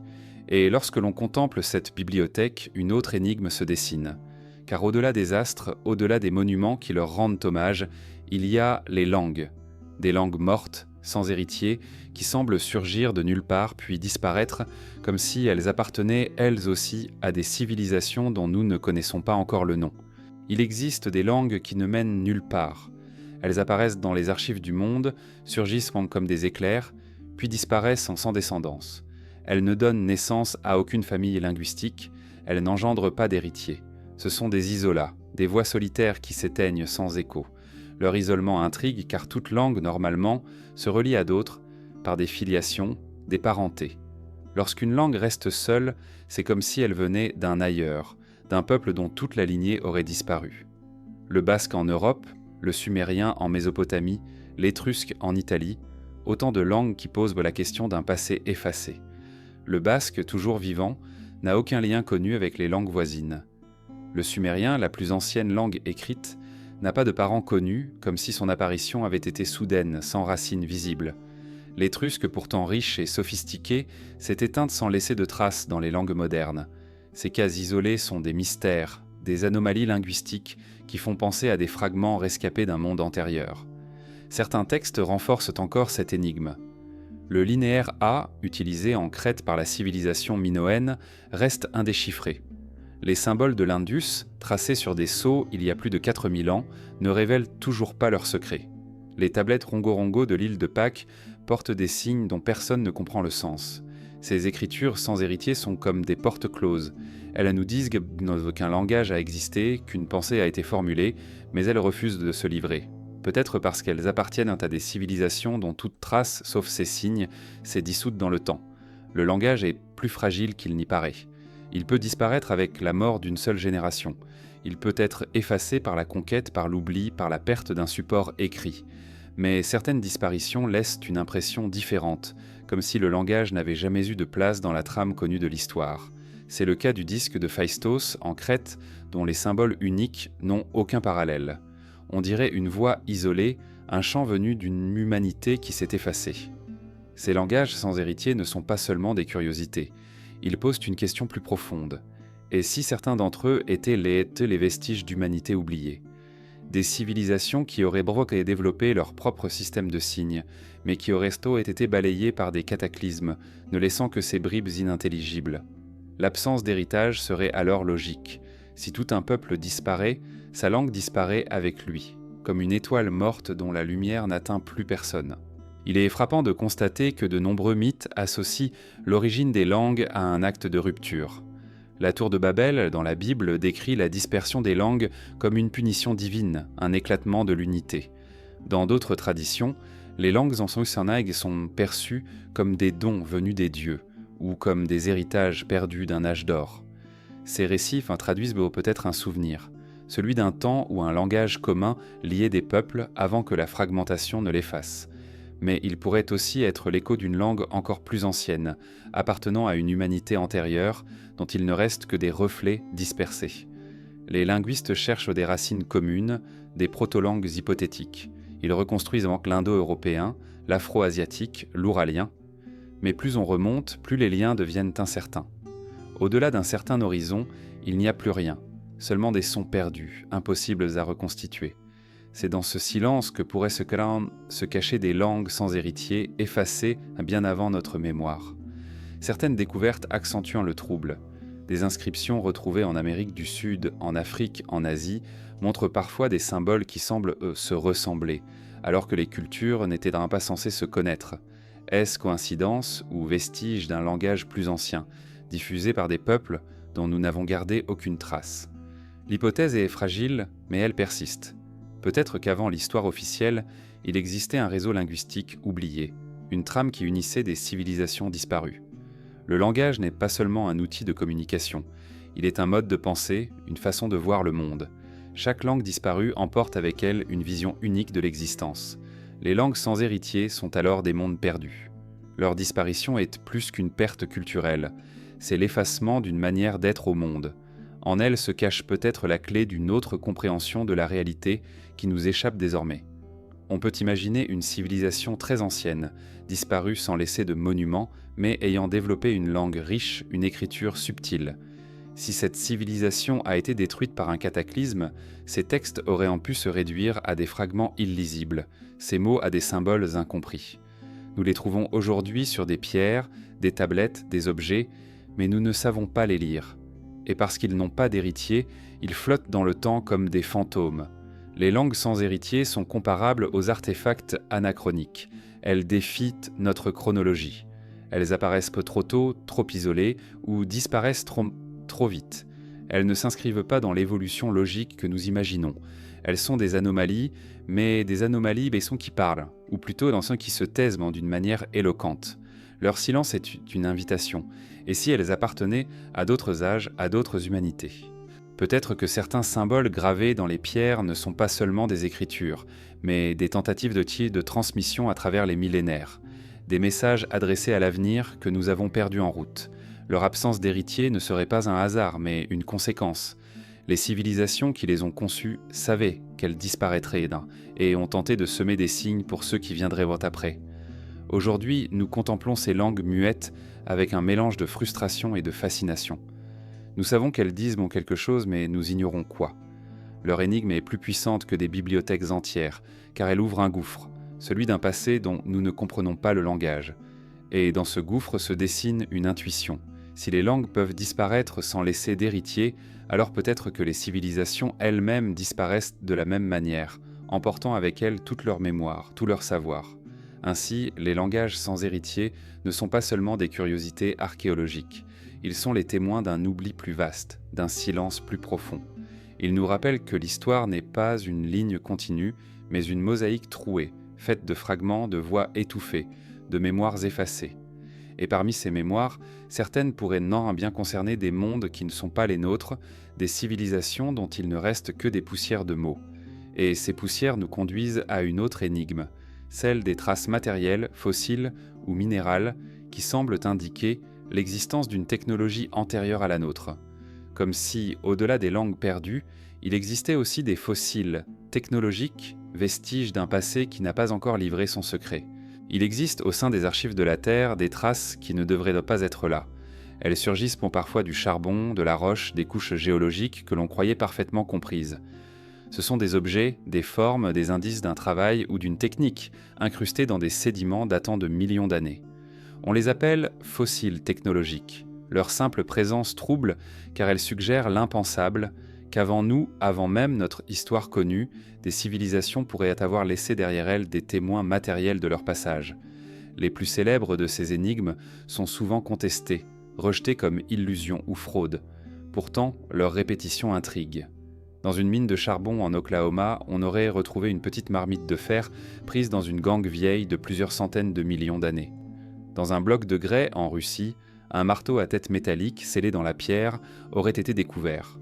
En Afrique du Sud, les mystérieuses sphères de Klerksdorp, poli à la perfection et strié de rainures régulières, daté de plusieurs milliards d'années, défia l'imagination. Chaque fois, les explications scientifiques varient, formation naturelle, interprétation erronée, canular. Mais le doute persiste, et si une fraction seulement de ces découvertes était authentique? Les fossiles technologiques ne sont pas seulement des objets, ce sont aussi des anomalies dans les matériaux. Les gisements d'uranium d'Oklo, au Gabon, montrent les signes d'une réaction nucléaire naturelle qui aurait eu lieu il y a 2 milliards d'années. Les scientifiques expliquent savamment ce phénomène par des conditions géologiques exceptionnelles, mais certains y voient une coïncidence troublante. Un réacteur en tout point, semblable à une installation humaine, mais datant d'une époque où aucune civilisation connue n'existait. Est-ce une simple singularité de la nature ou la cicatrice d'une maîtrise ancienne de l'énergie atomique? On évoque aussi des restes métalliques incrustés dans des couches trop anciennes pour leur donner un sens. Des clous fossilisés, des fragments d'alliage, des formes régulières qui ressemblent à des engrenages. Dans la région de Vladivostok, en Sibérie, des chercheurs ont rapporté la découverte d'objets métalliques en forme de rouage, piégés dans une roche datée de plusieurs centaines de millions d'années. Officiellement, ce ne sont que des cristallisations naturelles. Pourtant, leur régularité trouble, leur répétition déstabilise. Ce vertige s'amplifie lorsqu'on imagine l'échelle du temps. Si notre civilisation moderne venait à disparaître aujourd'hui, que resterait-il dans 10 millions d'années?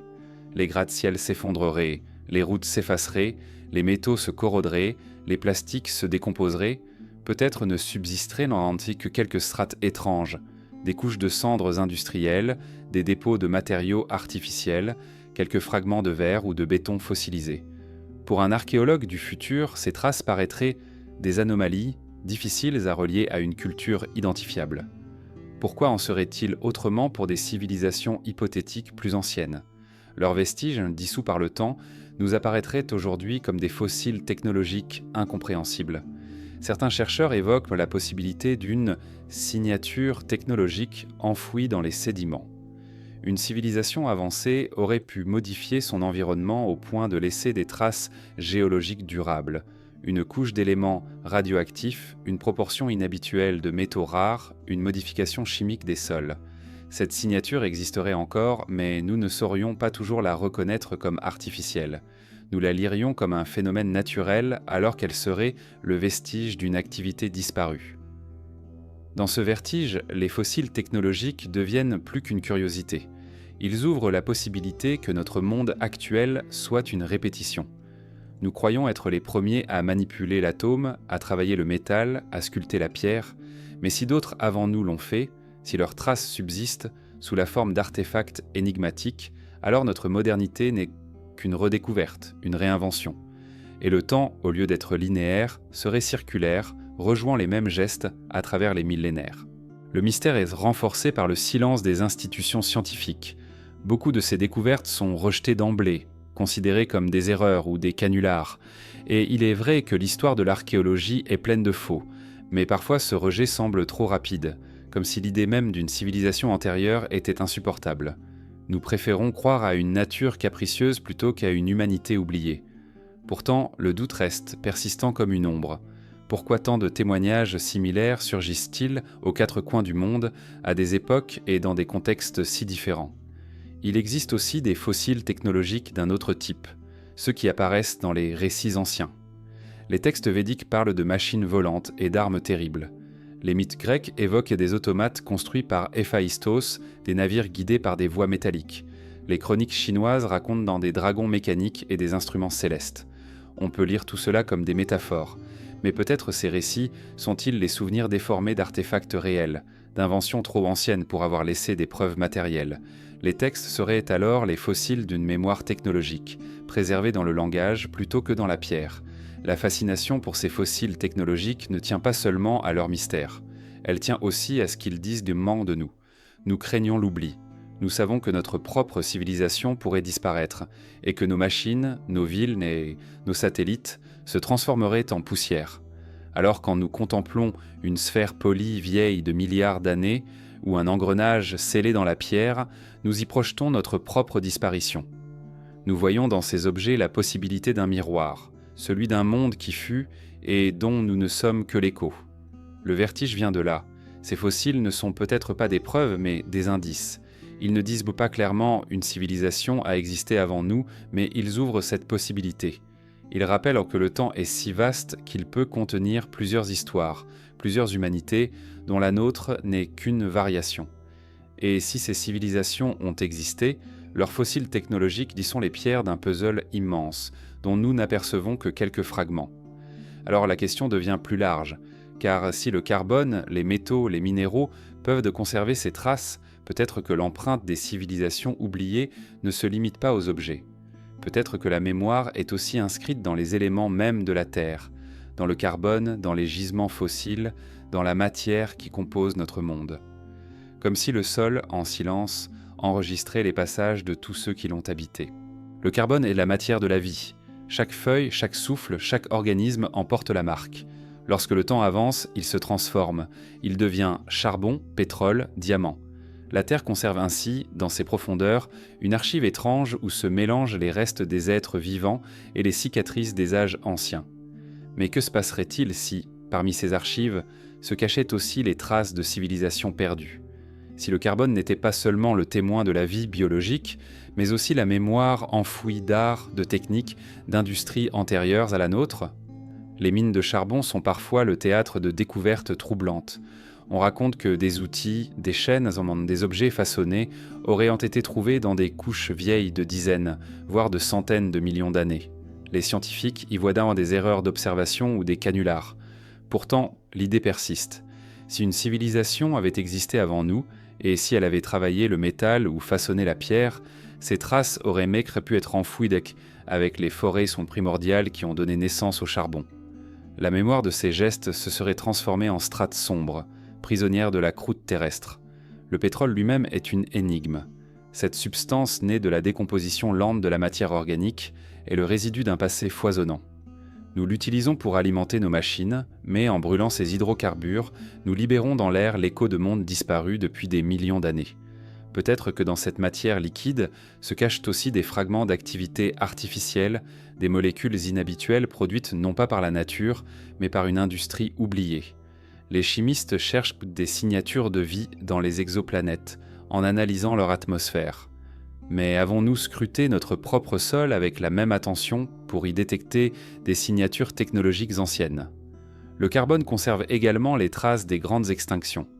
Chaque crise de la vie sur Terre laisse une marque particulière dans les sédiments, une couche riche en carbone, témoin de l'effondrement brutal des écosystèmes. Ces couches sont les cicatrices des cataclysmes. Mais certains chercheurs s'interrogent. Que se passerait-il si certaines de ces couches étaient en réalité le résultat d'activités industrielles disparues ? Une combustion massive, une altération chimique du sol, produite non pas par une catastrophe naturelle, mais par une civilisation qui aurait épuisé ses ressources avant de s'éteindre, c'est là qu'intervient une hypothèse fascinante, celle de l'Anthropocène ancien. Nous parlons aujourd'hui de notre époque comme d'une ère géologique marquée par l'empreinte humaine, émissions de carbone, plastique, radioactivité. Mais si d'autres avant nous avaient atteint un stade industriel, leurs traces seraient-elles encore visibles ? Peut-être ne subsisteraient que des anomalies chimiques dans les sédiments confondus avec des phénomènes naturels.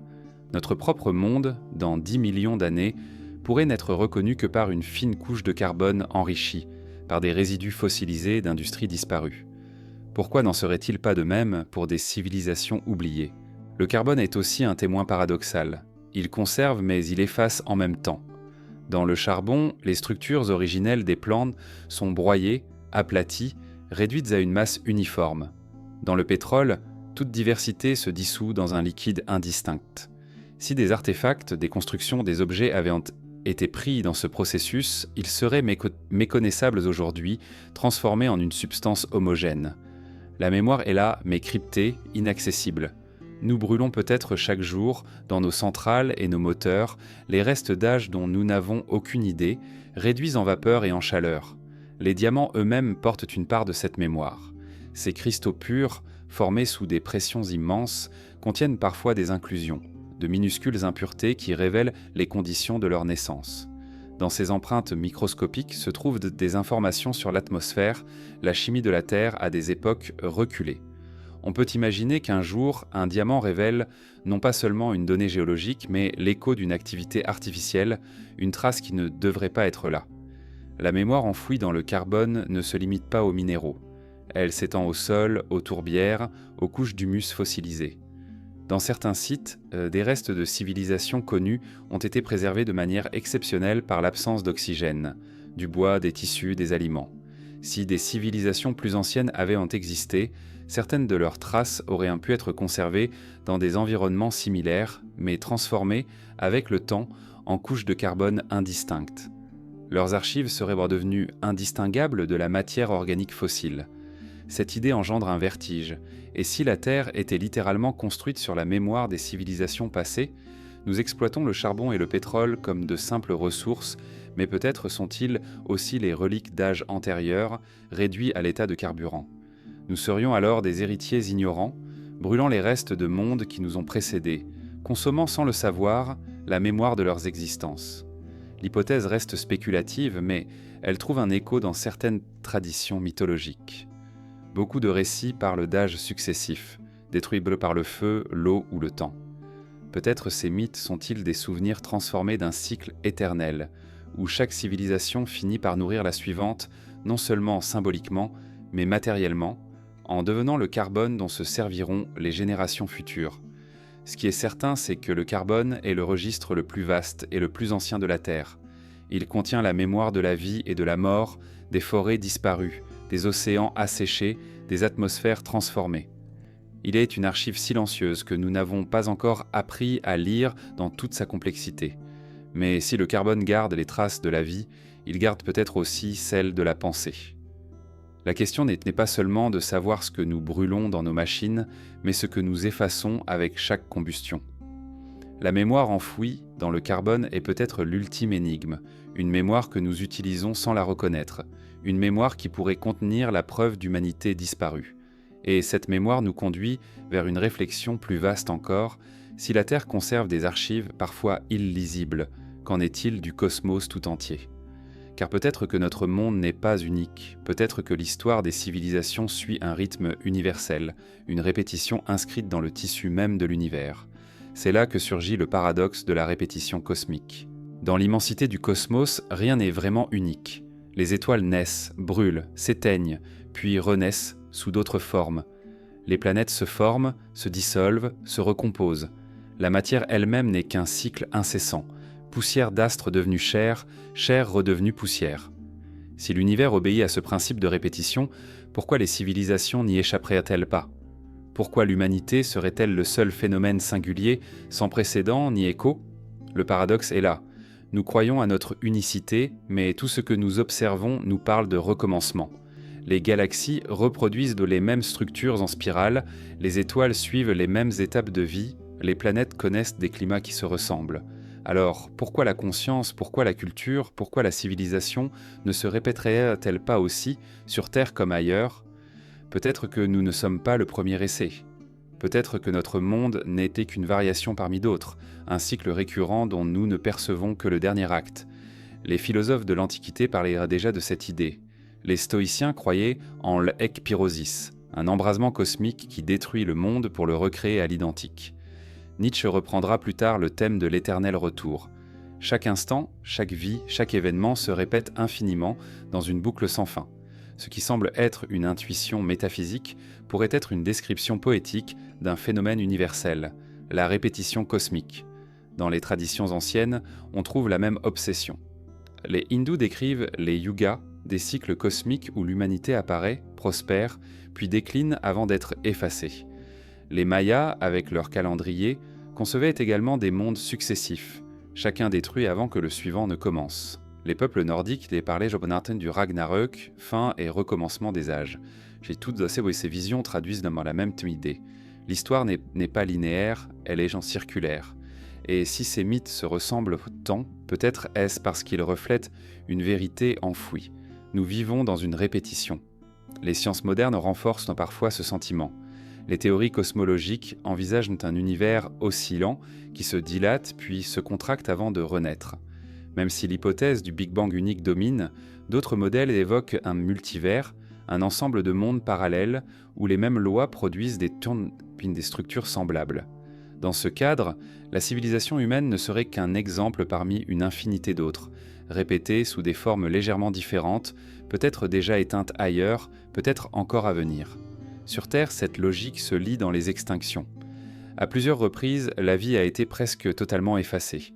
Les dinosaures ont régné, puis ont disparu, laissant la place à d'autres espèces. Chaque fois, le monde s'effondre, puis renaît.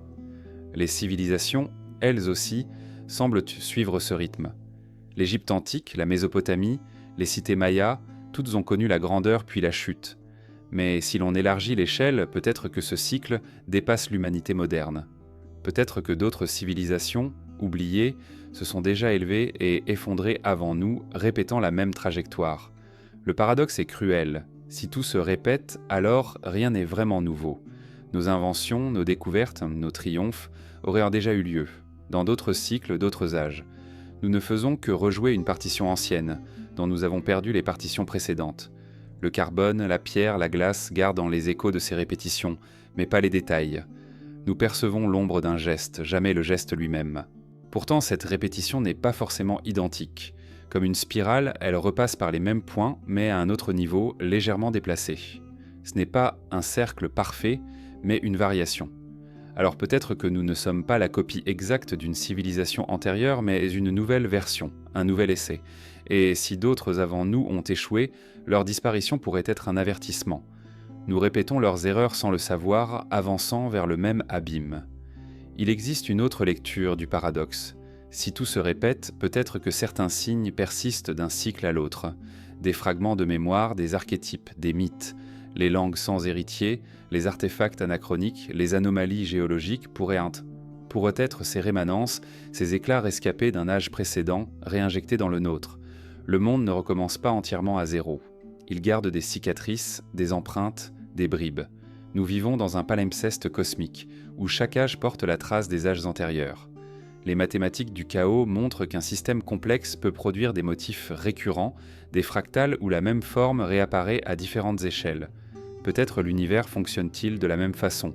Des civilisations naissent, disparaissent, puis renaissent ailleurs, selon les mêmes lois. Elles s'élèvent vers la maîtrise de l'énergie, de la matière, puis rencontrent les mêmes limites, les mêmes dangers. Leurs ruines deviennent nos mythes, leurs échecs deviennent nos avertissements. Dans ce vertige, une inquiétude surgit. Si tout se répète, notre avenir est déjà écrit.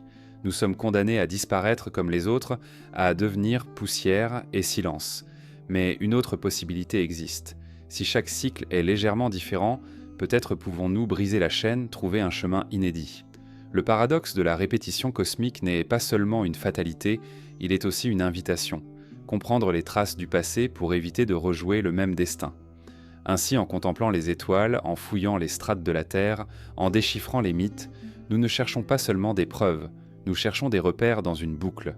Car si les civilisations se répètent, il nous reste une question essentielle. Pourquoi se répètent-elles ? Est-ce une loi de la matière, une contrainte de l'univers, ou bien une énigme plus profonde encore ? Et c'est là qu'apparaît l'hypothèse la plus troublante, celle de l'oubli universel. Car si tout recommence, c'est peut-être parce que tout est condamné à s'effacer, à perdre sa mémoire. L'univers lui-même pourrait être structuré par cet oubli, comme si la répétition n'était pas une abondance, mais une nécessité imposée par la disparition. L'oubli n'est pas seulement une faille de la mémoire humaine, il semble inscrit dans la texture même du monde. Tout ce qui existe finit par se dissoudre, les montagnes s'érodent, les océans avancent, les continents se déplacent, les étoiles meurent. Ce processus n'est pas un accident mais une loi. L'univers efface, il recouvre, il détruit et recommence. Ainsi peut-être que si nous ne trouvons aucune trace de civilisation plus ancienne, ce n'est pas parce qu'elles n'ont jamais existé, mais parce que l'oubli est universel, intégré au mécanisme du réel. Les archives de la Terre sont incomplètes par essence. Les strates géologiques ne conservent qu'une fraction du passé. Les fossiles ne représentent qu'une minorité des êtres qui ont vécu. Le reste est perdu, dissous dans le silence. Si déjà la vie ordinaire disparaît presque totalement sans laisser de traces, que dire des civilisations dont les constructions sont fragiles à l'échelle des millions d'années ? Même les monuments les plus imposants, les pyramides, les mégalithes, s'effaceraient en quelques centaines de milliers d'années. Au-delà, il ne resterait que des poussières minérales, indiscernables du reste de la roche. Cet oubli universel est aussi cosmique. Les étoiles qui explosent effacent les planètes qui les entourent, annihilant en un instant toute mémoire matérielle. Les trous noirs avalent la lumière et l'information. L'expansion de l'univers éloigne les galaxies les unes des autres, jusqu'à les rendre invisibles. Même si une civilisation avait laissé une trace lumineuse dans le ciel, il suffirait de quelques milliards d'années pour que ce signal se dilue dans le bruit cosmique. À une échelle assez vaste, tout souvenir est condamné à disparaître. Dans cette perspective, l'absence de preuve n'est plus un argument. Ce n'est pas que rien n'a existé avant nous, c'est que tout ce qui a existé a été effacé. L'oubli est la règle, la mémoire l'exception. Nous vivons peut-être dans une illusion, celle de croire que ce que nous voyons autour de nous est permanent, alors qu'il s'agit d'un instant suspendu, voué à l'effacement. Les civilisations passées auraient en pu être innombrables, chacune balayée, recouverte, absorbée, jusqu'à devenir indétectable. Les mythes, les anomalies, les artefacts douteux que nous découvrons parfois seraient alors comme des échappées à cet oubli universel, des bribes qui ont résisté, par hasard, à l'effacement. Ils ne suffisent pas à reconstituer une histoire, mais ils entretiennent le soupçon. Peut-être que notre fascination pour ces énigmes vient de là. Elles sont des fissures dans l'amnésie, des rappels que la mémoire totale est impossible, mais que l'oubli n'est jamais parfait. L'oubli universel interroge aussi notre propre avenir. Nous nous croyons différents, capables de laisser des traces éternelles. Nous érigeons des monuments, nous envoyons des sondes dans l'espace, nous gravons des disques de platine avec des messages destinés à d'éventuels voyageurs cosmiques. Mais si l'oubli est une loi, tout cela disparaîtra aussi. Dans quelques millions d'années, nos cités seront redevenues sable, nos satellites se seront désintégrés, nos archives numériques se seront effacées. Même nos restes fossiles ne représenteront qu'une infime partie de ce que nous avons été. Nous deviendrons, à notre tour, une civilisation fantôme, absorbée dans le silence. Ce qui trouble dans cette hypothèse, c'est la possibilité qu'il n'existe aucune mémoire durable, que tout ce que nous faisons soit condamné à l'effacement, quelle que soit sa grandeur. Cela signifie que la quête humaine de permanence est vouée à l'échec. Mais cela signifie aussi que nous ne pouvons jamais affirmer être les premiers. Car comment prouver l'inexistence de ce qui, par essence, est destiné à s'effacer ? Peut-être que l'oubli universel n'est pas seulement un processus matériel, mais une nécessité cosmique. Si les civilisations s'effaçaient complètement, c'est peut-être pour permettre à d'autres de surgir sans le poids du fardeau du passé. L'univers recyclerait non seulement la matière, mais aussi la mémoire. Chaque cycle commencerait vierge, chaque humanité aurait l'impression d'être la première. L'oubli serait alors une condition de la nouveauté, une sorte de loi d'équilibre qui maintient la vie dans son élan. Certaines traditions spirituelles évoquent ce thème. Dans l'hindouisme, les cycles cosmiques ne conservent pas la mémoire des yugas précédents. Dans le bouddhisme, l'impermanence est la règle. Rien ne dure, tout se transforme, et l'attachement à la permanence n'est qu'une illusion. Ces visions rejoignent la perspective d'un oubli universel, qui ne serait pas une malédiction, mais une loi nécessaire. Il reste pourtant une résistance en nous, le désir de se souvenir. Nous construisons des archives, des bibliothèques, des musées. Nous cherchons à inscrire notre passage dans la matière. Mais si la matière elle-même est vouée à disparaître, peut-être que la seule mémoire véritable est immatérielle. Les mythes, les récits, les symboles persistent parce qu'ils se réinventent. Ils ne survivent pas en tant qu'objets, mais en tant que formes qui se répètent, se transforment, se transmettent. Dans ce sens, peut-être que les civilisations disparues existent encore, non pas dans leurs pierres, mais dans les récits que nous répétons sans en connaître l'origine. L'hypothèse de l'oubli universel n'est pas seulement une réflexion sur le passé, elle est aussi une interrogation sur ce que signifie exister. Si tout est destiné à disparaître, alors la valeur de chaque instant réside dans sa présence, non dans sa conservation. Mais elle ouvre aussi une porte, celle d'une mémoire qui ne serait pas matérielle, mais inscrite dans un autre ordre de réalité, un tissu invisible où rien ne se perd vraiment. Peut-être que l'oubli universel n'est qu'apparent et que ce qui s'efface dans la matière se conserve ailleurs, dans une dimension que nous ne savons pas encore percevoir. Ainsi, l'absence de preuves ne prouve rien. L'oubli universel est peut-être la règle, mais son imperfection laisse des failles. Ces failles sont nos mythes, nos anomalies, nos intuitions. Elles sont les échos ténus d'un passé qui insiste malgré tout. Et dans ces échos, nous pressentons que notre histoire n'était pas la première, qu'elle n'est qu'une variation dans une suite infinie de civilisations effacées. Nous vivons dans une amnésie organisée par l'univers, mais c'est dans cette amnésie que naît le mystère, et dans ce mystère que persiste la possibilité, celle que d'autres avant nous aient déjà contemplé les étoiles, bâti des cités, rêvé d'éternité, avant d'être engloutis par le silence de l'oubli.